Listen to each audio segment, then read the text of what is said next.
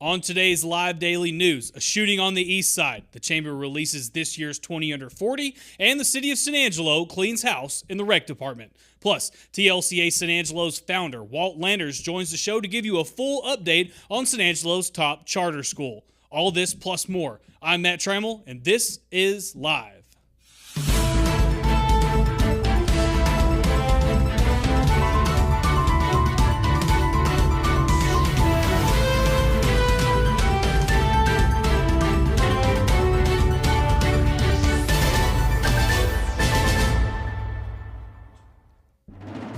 But before we get into the news, the Friday Cover 1 football show is back. This season, expect even more highlights, scores, and analysis than ever before.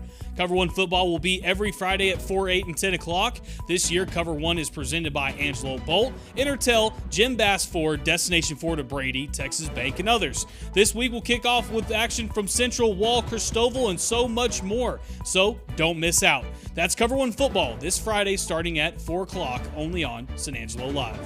We start the show today with news coming out of the City of San Angelo's Recreation Department. According to sources, the city has decided to clean house following an alleged scandal. There are currently 3 vacancies within the department. However, the City of San Angelo was only able to confirm the termination of rec manager and assistant manager Brent Casey and John Henry Perez. This is a breaking story, so read more on the update later today on SanAngeloLive.com. A San Angelo man has been arrested for shooting his ex-girlfriend's vehicle with a handgun. 22-year-old Kaya Paulhill was arrested and charged with aggravated assault with a deadly weapon, going off bond, and evading arrest. According to court documents, Paulhill and the victim had gotten into an argument at a visitation, and when the victim went to leave, Paulhill had allegedly shot into her vehicle. Another officer then arrested Paulhill after a short foot chase. A Glock 22 handgun that was chambered with for 40 caliber rounds was found to be discarded close to where Paulhill was caught. He was also found to be in possession of magazines for the handgun when he was arrested. Paulhill was booked into the Tom Green County Jail and is currently being held on a $752,000 bond.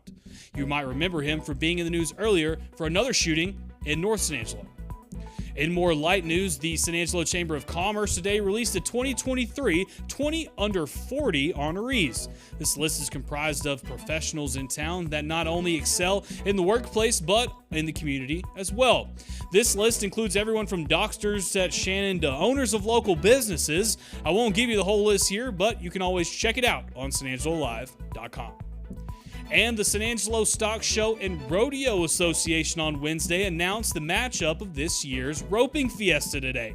For weeks now, anticipation has been growing to find out who the reigning champion Caleb Schmidt will face. Well, you spoke, San Angelo, and the Rodeo Association listened. Facing Schmidt will be San Angelo's own and the winner of the American, Ty Harris. This will be one of the best ropings in recent years, so make sure you get your ticket when they go on sale in October. Moving into weather, thanks to that tropical storm today in the Concho Valley, temperatures were in the mid-90s. Fortunately, we didn't get any rain out of it, but hey, we'll take those temperatures. By tomorrow, however, the heat will crank back up as we will be in a heat advisory moving forward. Of course, to stay up to date with all the weather in the Concho Valley, make sure you tune into the live daily news show every weekday. And finally, the Central Lady Cats are red hot. 3 weeks in, and Central is still undefeated. Ryan Chadwick caught up with head coach Julia Williams after their game last night. We'll get to that in a second, but first, here's a quick word from Angelo MRI. Who decides where you get your hair cut? You do. An oil change? You do. How about an MRI? That's right, you do. And it's as easy as 1, 2, 3. Get a doctor's orders, tell your doctor you want to go to Angelo MRI, and let us do the rest. We call you to schedule an appointment, we call your insurance, and we send the results to your doctor. You need a doctor's orders, but a doctor can't order you where to go. It's your health, your choice, your MRI. The Central Lady Cats volleyball team put its perfect record on the line against the Midland Christian Lady Mustangs at Central High School last night. The 14-0 Lady Cats got off to a sluggish start and dropped only their second set of the 2023 season. Down 1-0, head coach Julie Williams gathered the ladies together for a restart and a regroup. After the match, Williams said the Lady Cats needed the wake-up call. Let's take a look. You know that we definitely needed to make some adjustments. You know, we weren't reading their defense very well. We made some errors where we just gave them points, missed serves, free balls out of bounds, those kind of things. And against a good team like Midland Christian, we just can't do that. So basically, it was like, let's regroup, let's look at their defense, see what they are giving us, and let's not give them so many easy points. Central came back to win the next 3 sets straight and win the match over the Lady Mustangs 3-1. Coach Williams said that she liked how Central responded to the early adversity and that situations like the one on Tuesday are essential in building a resilient team. Yeah, that's tough. You know, we dropped a set to Midland Christian tonight. We dropped a set to Wall, which those are all good things. You know, we need to be challenged. We need to face adversity and know that we can persevere through that. So I think they are pretty grounded. This group, you don't really have to stay on that much. I think they are pretty grounded. They're pretty humbled by what they do. We know we were a little off tonight. We know we got some things that we need to work on to be better. And, you know, this weekend, this tournament we're going to is going to be a good tournament for us. There's going to be some good competition. So I'm excited to see what we can do. The now 15-0 Lady Cats take their perfect record on the road this weekend to the Texas Showdown Tournament, where several talented teams from around the state will participate. And of course, for more sports around the Concho Valley and beyond, be sure to check in every day at sanangelolive.com/sports. At Jim Bass Nissan, you have choices. And any way you go, you're going to save in a big way. You can choose from a new 2023 Nissan Armada SV or a new 2023 Nissan Titan Pro 4X Crew Cab and save $9,000 off MSRP. The choice is yours, but remember, the savings won't last long. Hurry into Jim Bass Nissan, corner of Houston Hart and Arden Road, or shop 24/7 at bassbunch.com. And welcome back to the show. Joining me today is Walt Landers, who is the president CEO with TLCA. Yes. And Walt, welcome to the show. Thank you. Thank you for having me. We've known each other for a little while. And TLCA is such a unique charter school that San Angelo is lucky to have it.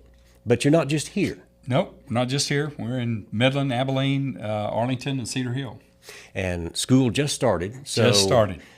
So you don't have any issues, you don't have any challenges to face right now. Yeah, coming out of legislative session, it's a whole nother level of, yeah. Well, and they're not through yet. They're not through yet. We got special sessions, and we're really praying that somehow legislators and the governor will come to some kind of agreement and release that $5 billion into education. So, and that now charter schools are unique. We are unique in relation to public schools. So what is a charter school? So a charter school, we're privately run but publicly funded. Okay. And so based upon our original basically a contract with the state, you know, we can have a certain element of discipline that we can impose, and so our culture is a whole lot. You know, whenever I started the charter school, I wanted to create an environment that was conducive for educating a kid. Okay. And so that's kind of the why, you know, in doing that. And they allow us to be innovative, and but what is, you know, transitioned, we used to have a lot more freedoms and a lot less accountability, and now we're actually held to a higher standard than the ISD in many areas. So, and your students can come from anywhere and for any reason. We have real broad boundaries, and so all the outlying area or anywhere here in San Angelo, Abilene, or Midland, in those outlying areas and the Metroplex, they can come to us. Yes. Okay. Let's talk about some of the challenges. We were talking earlier about teachers and what you're facing in Midland particular. Midland particular, and this has been, you know, a challenge, you know, for many years. But I looked at Friday's numbers, and Midland still has 177 openings at the Midland ISD. At the Midland ISD, and Ector County has 173. So. And both of those districts pay quite well. Oh, they pay quite well. It's a real challenge keeping up. So our Midland, even our charter school over there, is typically about $7,000 more per step than San Angelo or Abilene. Okay. And so we're looking at doing something innovative, you know, because there's not teachers there. I don't think it would matter how much you paid. It would be hard to find a teacher over there. Now, what are you offering to get teachers there? So what we're offering, we've got teachers there, but sometimes They're new teachers. They're inexperienced. Okay. They're in an alternate, program working on their certification. So what I'm looking for is from St. Angelo and Abilene, we are actually proposing any master or mentor teachers. And so if any of them are on the sideline or any retirees that want to rehire, I will pay their, we'll furnish transportation. We'll put them up in a apartment for 3 or 4.5 days, depending on what they want to work. And so we're hiring from Abilene and St. Angelo and going to Midland, and we'll do a signing bonus of $3,000 plus they'll get those Midland wages. That is incredible for to have to do that to get teachers. It is the world in which we live in over in the Permian Basin. That area, is true. so. That is its own animal over there. Absolutely. And you mentioned earlier the legislature has met, and they're not through yet. They're not through. But before we get into that, I do want to talk about your new principal at the high school. Oh, we are really blessed to have Dr. Hernandez to come to us. So. Dr. Hernandez comes from Central. Yes, came from Central High School. And I think she's excited to be there, and I think y'all are excited to have her. Absolutely, we are. And it seems like there's some good things that are going to happen there. Dr. Hernandez and I are acquainted. I'm glad to see her or get that position. Also, the sports is part of school. Yes. And the UIL, there was a change for you guys. Yeah. So not all charter schools are doing extracurricular. Right. Right. But we do. We offer a lot of things. With our CTE stuff as well as programs, but also with band. Our band, we've got a rock star band. Okay. That really competes at a high level, but also all our sports. And legislators, they put this out there last legislation where they passed where we could take homeschoolers, but it was still UIL. There was some disadvantages and would be very costly to our district to do it. And so we didn't, and most ISDs didn't do it. Well, this year, the state actually has put some money in that. So if a student, homeschool student, wants to come in and play sports with us, then we get some reimbursement money there for them being a part of our school. Okay. And so it's a great opportunity for homeschool kids to actually come in and compete at a higher level. Okay. When I think about homeschool kids doing that, it's like a Tim Tebow. Right. Tim Tebow was a homeschool kid that played for his high school in Florida. They had this innovation out there. And, look at what he was able to accomplish. And so homeschool kids that want to come and play for us and compete in UIL, we have that here. That's another option there as education progresses for those homeschool athletes that's looking for somewhere to go. Also, the legislature is still bouncing around this voucher thing. Yes. They're probably going to reconvene in October, and the governor is sort of insistent that the legislature get together and address a voucher system in some form. What will it do to TLCA? Where do y'all stand on vouchers? Well, again, for me, I'm pro-education. Right. So, right. If a parent wants to homeschool, more power to them. If there's private schools, absolutely. But we already are the school, or the actual choice for the state. When you talk about school choice, right. I would have to disagree a little bit with the governor on this, and especially I know that Drew Darby's already came out pretty hard line on this, and he feels like it would hurt public schools or really ISDs. But to be honest, when I look at it, it's liable to hurt charters more than even the public school. Okay. And we don't receive any local tax-based money. Right. Okay. So like previously, back years ago when they cut educational funding, the ISDs raised their tax rate and were able to make that up. Charter schools took it right on the chin. Okay. That was a direct hit to us financially, and this could have that kind of effect as well. Okay. Well, that's scary. Yes, and so because the reality is, at least right now with what they're proposing, if there is zero accountability with that money as a voucher, that's going to get a little crazy, I think, and the people I'm talking to, and even some of the private schools, they're not going to want the voucher because eventually it could have a hook to it. Government money It could lead to some what would that lead regulation to? Right. from the government. So I think we need to get more innovative, give more innovation back to charter schools. Oklahoma just passed a law to where they now are having charter schools that will be accountable, but they're a religious charter school. So that there can be some more diversity even in the charter school arena that could give some difference in that, but still be accountable with those tax dollars. Well, it's not a new problem. Funding public schools in Texas. I go back far enough that I remember Robin Hood, and being school districts being capped at $1.50, which is unheard of now because the state's kicking in a lot more money. Right. So the legislature has been solving problems. And creating problems every 2 years for a long time. We face that every legislative session. There was over 400 education bills that were coming through this year, and so we're always kind of looking at what's new, and we know that it appears that even the commissioner and with TEA.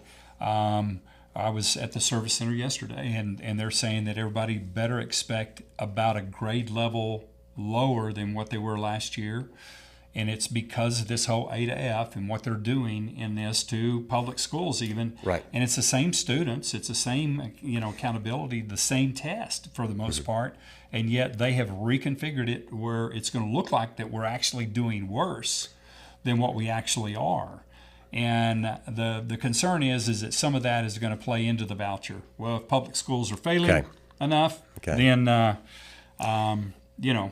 hey, we're going to empower parents. Right.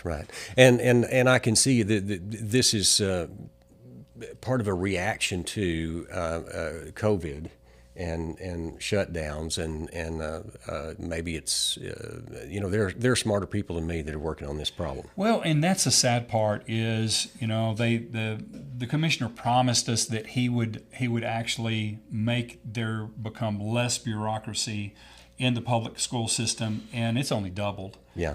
Coming out of COVID. And then they said, well, we know that kids are probably 2 years behind, so we're going to make that easier. And they've only ramped it up and gone harder. And so there seems to be something that is, it's not matching up to what's being said. And that also is one of those factors that why you're having such a difficult time, why teachers are leaving the profession, and why it's so hard to find teachers. Well, that's I think even a bigger challenge when if we don't deal with the cultural issues. Of course, I pastor a church as well, oversee our campuses, and so if we're not going to discipline our kids, and there's not actual support for teachers and administrators in a public school setting, then it gets crazy. Okay. And so parents start saying, okay, what's an option? So they're trying to homeschool, they're trying to private school, they go to charter school, and we're at record enrollment. We're over 1,400 in San Angelo this year, over 4,200 in our whole system in our district. Okay. And we've got wait lists in a lot of areas. We're not completely full everywhere, but we're at record this year. And so they are leaving the public schools. Yeah. And I think a lot of it is because of some of the craziness that's going on in public schools. And school boards, I think, could push back. It's just a lot of things that sometimes prevent that. Their bureaucracy is at work, It is. hard at work. A couple of things before we could talk all day about education. What have I forgot? What's on your mind? Man, I just we're being a charter school and being here, we're in our 15th year. Right. And when I look at this journey and the amazing things that have happened and what we've been able to provide for San Angelo. And our district offices are here. And so we actually bring to San Angelo, we're a huge economic engine in San Angelo with all my district offices and employees that are here, with what we've been able to do in attracting a lot of students that would be homeschooled or in private school that are able to come to us for free, and free education. And so it gives that opportunity, and again,